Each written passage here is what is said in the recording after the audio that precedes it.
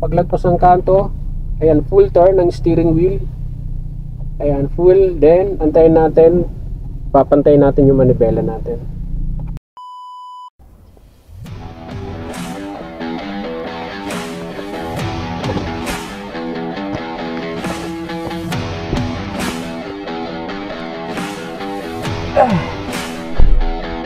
Alright. So guys, another video naman tayo today. Gagawa lang tayo ng tutorial video regarding muli sa pagliko. Kasi maraming nagtatanong dito regarding dyan sa pagliko. Maraming nahihirapan, most especially pag mga kanang liko. Yan. So gagawa natin ng tutorial video yan ngayon, mga kaibigan. And again, para ho ito sa mga beginners, no, sa mga nag-uumpisa pa lamang mag-aral mag-drive. Ang ituturo ko po sa inyo, mga kaibigan, ito ho yung pinaka-basic, no?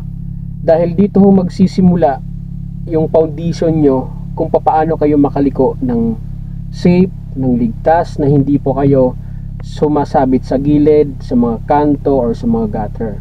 So ituturo ko sa inyo kung paano yung pagliko sa mga kanang likuan, mga kaibigan. So tapusin nyo yung video na to. And actually sa YouTube ko po ina-upload yung mga full video ng mga tutorial natin. Kung sa Facebook ho na-upload, kung short video na-upload ko sa Facebook, mas magandang bisitahin nyo po yung aking YouTube channel dahil nandun po lahat ng mga full video ng tutorial. And again, this is for beginner, sa mga new drivers na nag-uumpisa pa lamang mag-aral mag-drive. Ang tutorial po na to. Kung kayo po ay nahihirapan sa pagliko, ito ho ang video na para sa inyo. Let's go! So actually, mga kaibigan, ito ho ang madalas kasi na nagiging struggle, no, sa mga nag-aaral pa lamang, yung pagliko talaga. At isa sa mga nagiging dahilan kung bakit tayo nahihirapan sa pagliko, dahil hindi natin kayang gawin yung mabagal na paggalaw sa tuwing tayo ay liliko. Ang nangyayari po kasi, mga kaibigan, eto ho, no, observe nyo po pag kayo ay nagpa-practice. Kapag ka medyo matulin ho or lubhang mabilis po ang inyong pagliko, lalo na sa masisikip, talaga nga pong mahihirapan po kayo sa pag-turn or sa pag-balance ng steering wheel. Hahabulin nyo siya sa tuwing pinipihit nyo. At the same time, sa mga pedals, lalo kung manual transmission, kailangan nyo makontrol yung sasakyan nyo habang kayo po ay lumiliko. So it means makontrol, kailangan magawa nyo yung sapat na bagal habang kayo po ay lumiliko.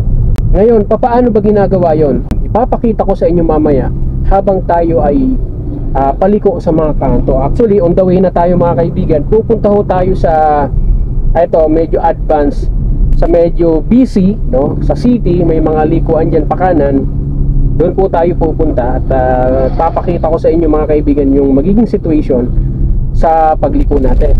Kaya make it sure na tapusin nyo po ang video na to, especially kung interested kang matuto sa pagdadrive, lalong-lalo na sa mga likuan. Okay, ipapakita ko sa inyo kung paano natin magagawa at makokontrol ang ating sasakyan, mapa-automatic man or manual transmission. At lagi nyo pong tatandaan, mga kaibigan, pag manual transmission ho, habang kayo po ay liliko, kailangan at yung ating gear ay nakalagay sa first gear. Kung naka-automatic naman po kayo, make it sure na habang kayo ay lumiliko, yung paa nyo po ay naka-prep lang sa brake pedal. Kasi gagalaw lang naman po yan na mabagal habang kayo ay naliko. Kahit walang gas, gagalaw pag automatic. Pero pag manual transmission, ito ang medyo challenge dito sa manual, ano? Kasi kailangan natin siyang pagalan talaga habang lumiliko. So para magawa natin yon, ilalagay natin ng first gear habang tayo ay lumiliko. So actually, malapit na po tayo, mga kaibigan. Ipapakita ko sa inyo kung paano yung maayos at tamang pagliko. At syempre, ipapakita ko na rin sa inyo yung mga palatandaan, kung ano yung kailangan nating tignan, mga reference. Dahil kahit na nga po alam natin gawin yung footwork sa mga pedal, kung maaga yung pagpihit mo or delay yung pagpihit mo ng manibela, pwedeng sumampa ka sa gutter or matamaan mo yung nandun sa kanto, kung may kanto man or poste or anything na nandun sa kanto. So gagawa natin ng palatandaan at ipapakita ko sa video. Let's go! Alright, so as you can see guys, nandito na tayo ngayon sa city, no? Dito ko sa inyo ngayon ipapakita, ituturo ko sa inyo kung paano yung tamang pagliko, and most especially liko sa kanan. So medyo traffic lang, ano? Lagay muna natin ng neutral. Uy, green lights na pala. Okay, first gear natin, then clutch biting point para uusad ng mabagal. So if you notice mga kaibigan, nandito tayo sa center lane. Yan, kasi sa dulo pa naman tayo liliko kanan, dulo pa. Kaya dito muna tayo magstay sa center lane. So pag malapit na tayo lumiko, kailangan maka-position na tayo sa pinakang right lane para safe po tayo makaliko. Kasi hindi po tayo pwedeng lumiko na nandito tayo sa gitnang linya. Unang-una, maaabala natin yung nandun sa gilid, sa kanan. So andun sa dulo na yon, yung may traffic lights na yon, paglagpas natin sa traffic lights, po-position na tayo sa kanan. At least mga 30 meters away sa kanto na lilikuan natin, kailangan makaposisyon na tayo sa kanang bahagi. Ayan, actually paglagpas din sa traffic lights na yan, unti-unti na tayong po-position dito sa kanang linya, kasi kailangan natin makaliko ng maayos. Neutral muna natin, handbrake natin kasi medyo matagal pa yung traffic. Okay, santay natin ng konti. Alright, so first gear, disengage, then move forward. Okay, so forward tayo, second gear tayo. Okay, so dun tayo liliko sa kanan, sisignal na tayo mga kaibigan, signal up para makaliko tayo ng kanan. So check ng mirror, pag safe, yan, lilipat tayo ng kanan para makaliko tayo doon. Ngayon, eto, so make it sure mga kaibigan na sa second gear ako ngayon, dapat nasa first gear po kayo para mas makontrol nyo ang paggalaw nyo ng maayos. So clutch down, lagay natin ng first gear. So dun sa kanto na to mga kaibigan, yung side mirror natin na yan, ilalagpas natin dun sa kanto, sa corner, tapos saka natin to ito turn yung steering wheel natin. Paglagpas, turn natin yung ating steering wheel, then naka first gear po yan, ano? Yan, para mas maayos po kayong mga liko. Ayun, so anyway, may lilikuan pa tayo din sa kanto para mas makita nyo ulit. Same lang naman ang ginawa ko kanina.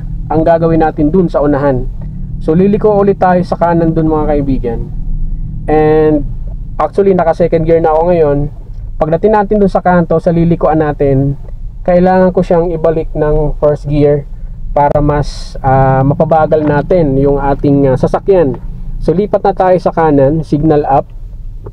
Puposisyon na ako dito sa kanang linya kasi dun sa unahan liliko po tayo dun sa may traffic lights na yon. Okay, so tigil muna tayo, medyo traffic. So neutral, engage ng ating handbrake. Okay, so ayun, dun po sa, kung nakikita nyo yung dulo na yun sa may traffic lights, dun po tayo liliko sa kanan.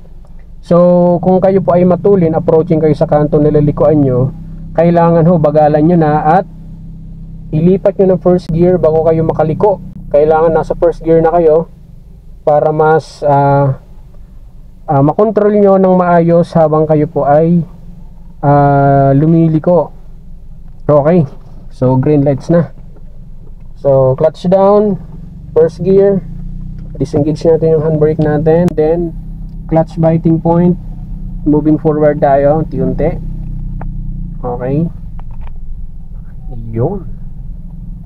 So forward tayo, naka first gear na to. Actually malapit na yung lilikuan natin, so hindi na tayo magsa second gear dahil nasa first gear naman.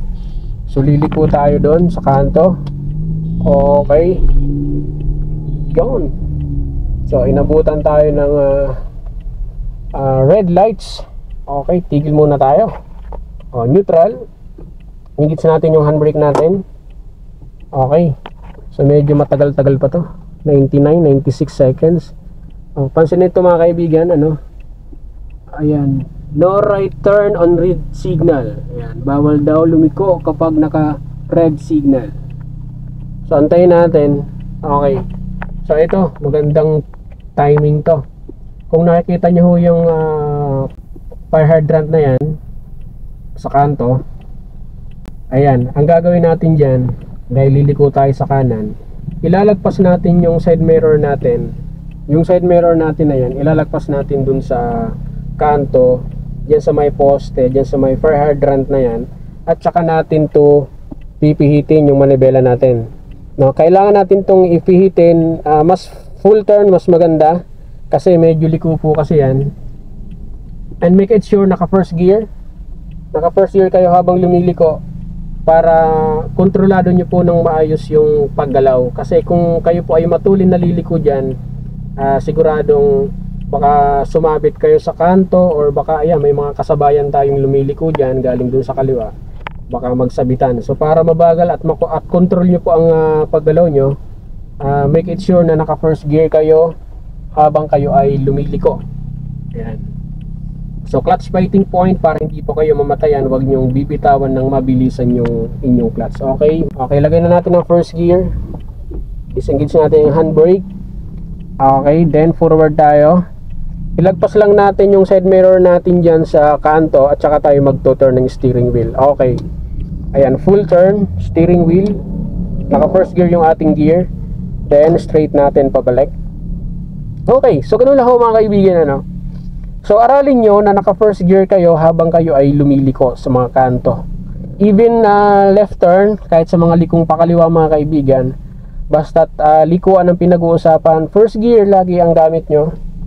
Para ang purpose po kasi dyan, ang point dyan is kailangan kayo makaliko ng maayos. So kailangan talagang mabagal po ang pagliko nyo. So anyway, iikot ulit tayo, no. So kanan ulit ang liko natin. Dito sa kanto na yan, liliko tayo dyan. So syempre sisignal tayo, signal up. Then yung side mirror reference natin, okay, balik natin ang first gear, clutch down, first gear. Then paglagpas ng side mirror dito sa kanto, ayan, turn ulit ng steering wheel. Okay, then balik natin ng diretso. Ayun, sa full na sa full. So sana ho na kukuha natin yung ating tutorial, no. So one more again mga kaibigan, ulitin natin, liliko po ulit tayo ng kanan dyan sa kanto na yan.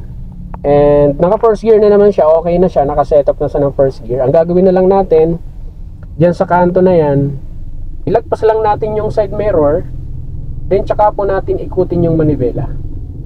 Mag full turn po tayo. Ayan, lagpas natin sa kanto. Then paglagpas ng kanto, ayan, full turn ng steering wheel. Ayan, full. Then antayin natin, papantayin natin yung manibela natin. Okay, that's it.